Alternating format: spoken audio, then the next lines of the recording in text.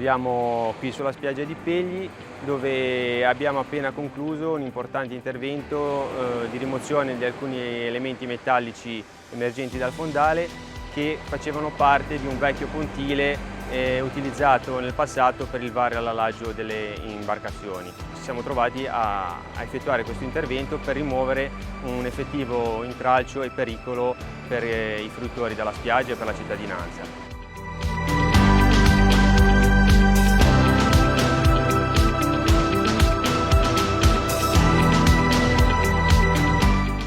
Questo vecchio pontile probabilmente è stato demolito da una grossa mareggiata. Tutto quello che è arrivato sulla spiaggia del vecchio pontile è stato smaltito. Quello che invece è rimasto infisso nel fondo, il mare, lavorando con la corrosione, ha affilato queste putrelle che ovviamente possono diventare molto pericolose.